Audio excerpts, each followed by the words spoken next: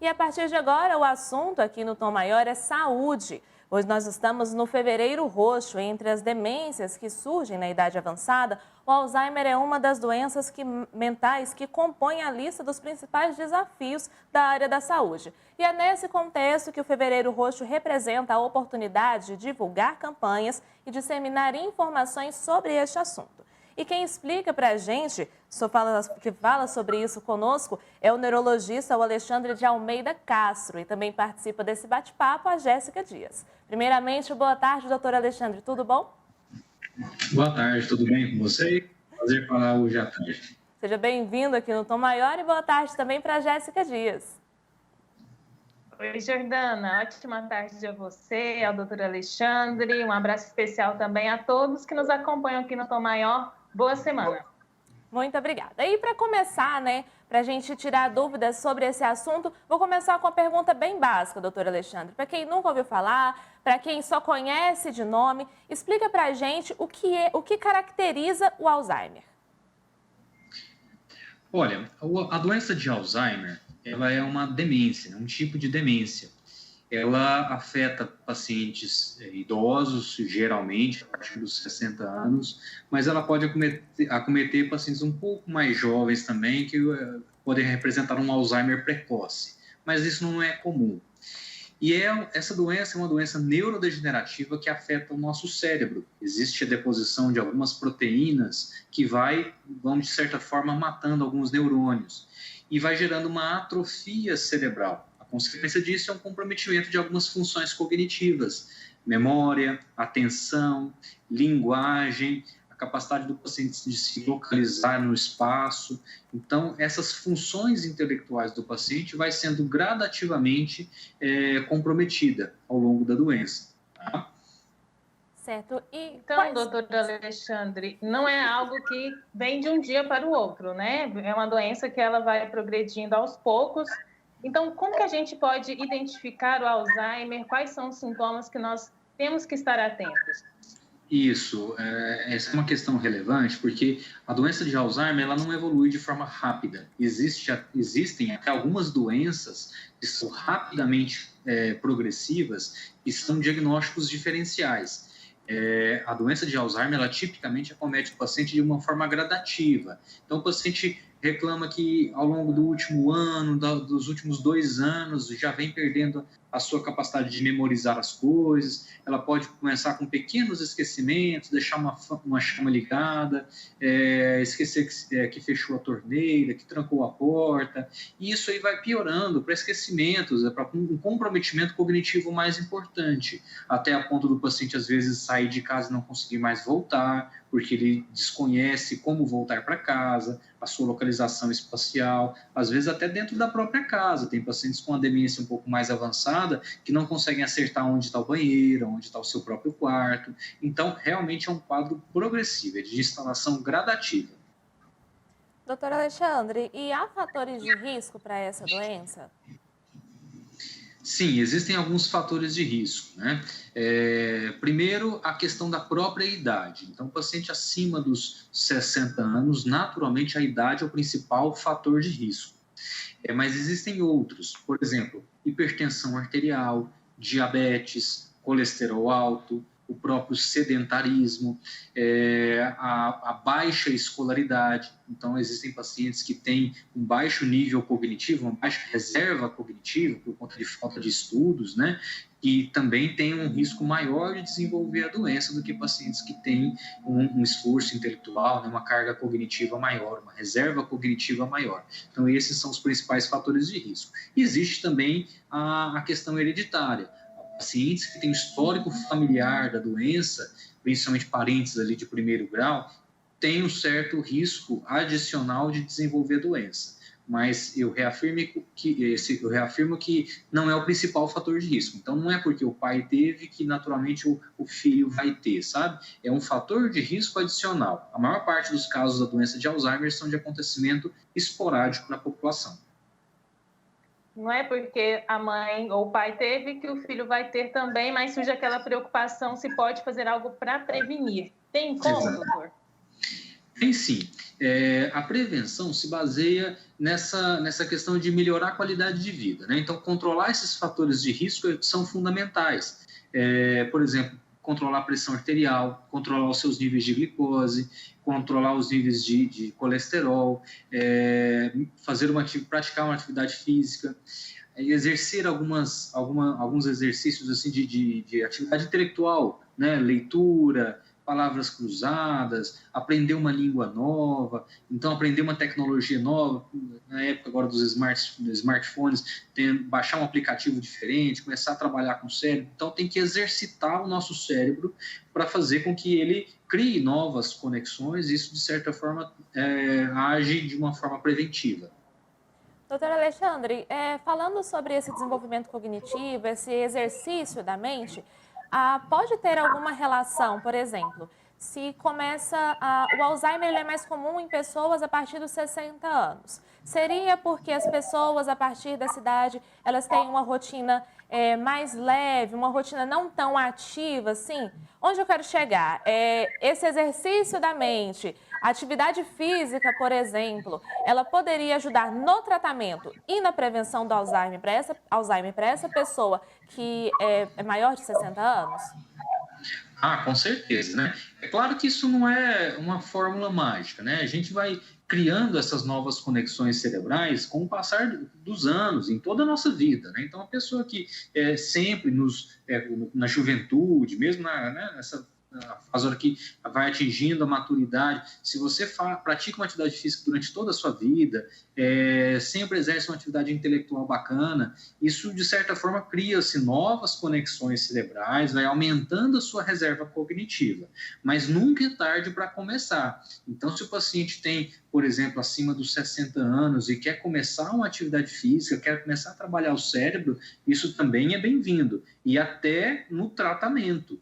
O tratamento, se o paciente for já diagnosticado com a doença, o tratamento baseia-se também em atividade física. A atividade física é fundamental para o paciente também diminuir radicais livres, aumentar a oxigenação cerebral, isso acaba trazendo um melhor benefício em relação à parte cognitiva também no tratamento. Doutor Alexandre, a perda da memória, então, é o principal sintoma, mas como é feito o diagnóstico, já que com o passar dos anos, né, nós temos a tendência de termos essas falha na memória, começa a esquecer as coisas mesmo, nós jovens já temos muitos problemas, esquece uma coisa ligada, tem que ficar anotando sempre as coisas. Como que é feito, então, o diagnóstico, já que a gente tem essa tendência de ter esquecimento, perda de memória? Sim, o esquecimento realmente é uma coisa que é muito comum, né? A gente tem que saber diferenciar isso de um processo patológico. Por exemplo, em jovens, a causa mais comum de esquecimentos aí é a própria ansiedade, o dia a dia muito corrido, um pouco de desatenção, o paciente que é muito estressado, muito ansioso, às vezes dorme mal, isso acaba prejudicando de alguma forma a sua atividade, seu rendimento intelectual e acaba esquecendo algumas coisas no dia a dia. Mas o esquecimento do paciente que tem um quadro de demência, às vezes ele não vem de forma isolada. O esquecimento, às vezes, não é apenas esses esquecimentos de pequenas coisas, às vezes tem uma desorientação espacial associada, uma alteração de linguagem. Então, não é apenas o déficit de memória. Para a gente ter um diagnóstico de demência e chegar nesse diagnóstico, ele tem que ter a alteração de memória mais uma outra alteração de outras funções cognitivas. O que eu quero dizer? Uma alteração também na fala, uma alteração de vocabulário, uma alteração em funções visoespaciais, de saber se localizar tanto no tempo quanto no espaço, habilidades executivas, por exemplo, o paciente que vai ao banheiro tem que saber toda a ordem correta, eu tenho que passar o shampoo, depois o sabonete, depois eu tenho que me enxugar. Então, essa rotina, essa habilidade intelectual, ela vai sendo prejudicada aos poucos. Então, não é apenas a memória, é um conjunto de sintomas que a gente consegue chegar nesse diagnóstico. Além de tudo, tem alguns exames para chegar também a nos ajudar nesse processo de diagnóstico, né? Por exemplo, uma ressonância magnética, alguns exames de sangue, etc., para a gente poder fazer um diagnóstico de Alzheimer ou mesmo excluir algum outro diagnóstico diferencial. Nós estamos conversando com o neurologista, o médico neurologista Alexandre de Almeida Castro. Doutor Alexandre, aqui no meio da nossa conversa, o senhor disse que o Alzheimer ele é um tipo de demência, né? Por exemplo, Eu estava conversando uma vez com uma neurologista, fazendo uma entrevista, e citei o caso da minha avó, que antes dela falecer, ela tinha várias perdas de memória, ela não reconhecia a gente, e ela disse que necessariamente não deveria, né, ser Alzheimer, necessariamente. Então, como que a gente diferencia o Alzheimer das outras demências?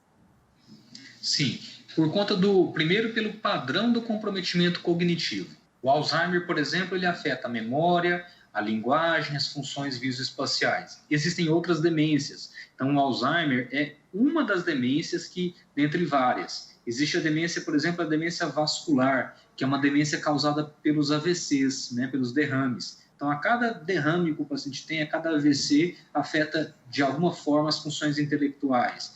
Existe a demência que é encontrada na doença de Parkinson. E aí, na doença de Parkinson, existem algumas particularidades no diagnóstico, a gente também consegue chegar nesse raciocínio.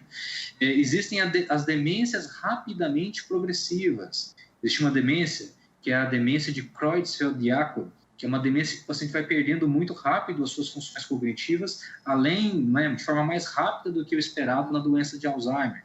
Então, é um conjunto de sinais, é um padrão de comprometimento cognitivo de cada uma dessas demências que a gente pode entrar numa suspeita clínica, através de uma primeira consulta. E aí, através dessa consulta, a gente solicita vários exames para poder chegar nesse diagnóstico. Na ressonância magnética, né, que é um dos exames de imagem que a gente solicita, cada tipo de demência a gente consegue encontrar alguma coisa nesse exame do paciente. No Alzheimer, por exemplo, existe uma atrofia das regiões da memória, especificamente, dos hipocampos, que é na lateral do cérebro. Cada tipo de demência fazem com que a ressonância se altere de outra forma, mas é um raciocínio clínico mesmo. Doutor Alexandre, e o tratamento para o Alzheimer? Queria que você falasse também, em especial, sobre a polêmica envolvendo o uso de canabidiol. Se realmente essa substância tem alguma eficácia comprovada para o tratamento do Alzheimer. Certo. A demência ela é tratada de acordo com a sua fase. Em fases iniciais, a gente dá medicamentos que são os anticolinesterásicos, que aumentam uma substância no nosso cérebro chamada acetilcolina.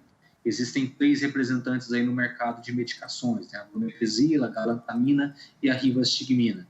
Em fases mais avançadas, nós temos a memantina, que é uma outra droga que a gente costuma utilizar para fases um pouco mais avançadas do processo. Então, tudo depende da fase em que o paciente se encontra. Se o paciente tiver uma alteração comportamental importante, ou mesmo até do apetite, são pacientes com demência que ficam muito agitados, muito eufóricos, não dormem direito, até em algumas vezes até agressivos, o canabidiol tem sim a sua indicação.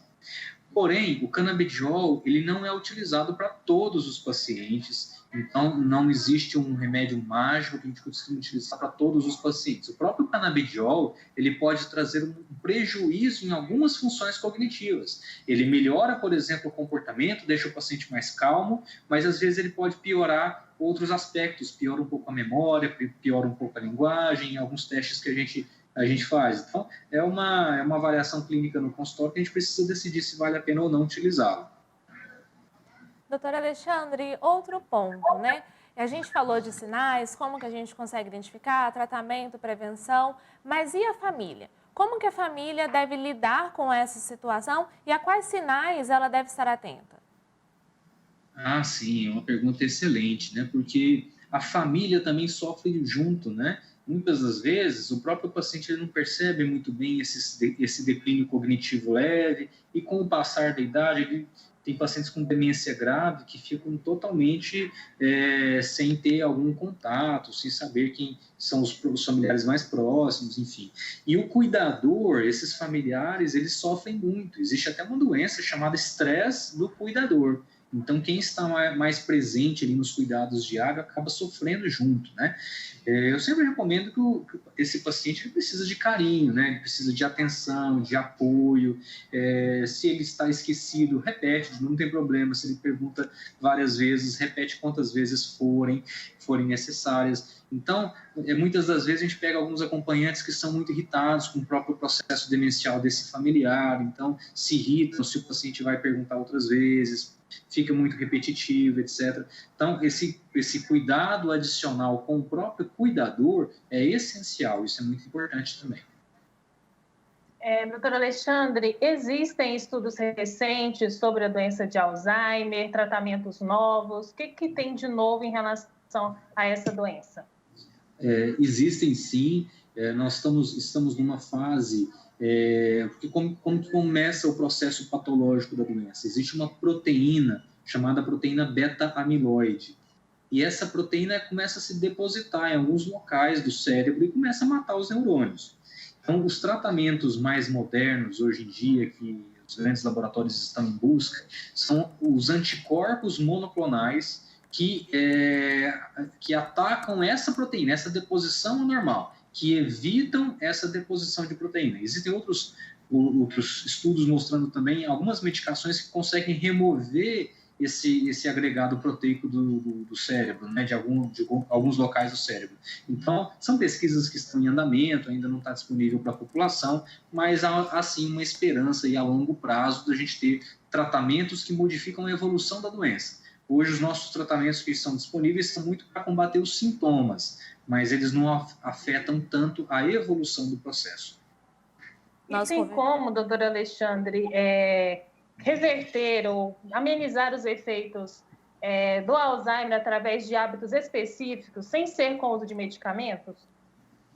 Aquilo que eu comentei, né, essa questão intelectual, de estímulo cognitivo, leitura, aprender coisas novas, uma atividade física é essencial, atividades lúdicas, né, atividades de lazer. Os caras, se o paciente sempre gosta de andar a cavalo, gosta de uma fazenda, levar o paciente até lá, enfim, esporte é muito importante. Então, essa conduta não medicamentosa também é muito relevante, uma alimentação equilibrada, evitar o excesso de frituras, açúcar. Então, ter uma dieta equilibrada é sempre importante. Então, essa modificação de estilo de vida é sempre bem-vinda. Nós conversamos com o neurologista Alexandre de Almeida Castro. Doutor Alexandre, muito obrigada pela sua participação aqui no Tom Maior. Grande abraço para o senhor e seja sempre bem-vindo. Muito obrigado, grande prazer aí ter falado com vocês, esclarecer um pouquinho sobre essa doença. Grande abraço. Abraço também para Jéssica Dias. Muito obrigada, Jéssica. Até a próxima. Eu que agradeço, Jordana. Um grande abraço a você. Muito obrigada, doutor Alexandre, pela participação e até amanhã. Muito obrigado. Essa entrevista na íntegra daqui a pouco vai estar disponível lá no sagresonline.com.br e também fica disponível lá no nosso canal no YouTube, o youtube.com/sagrestv.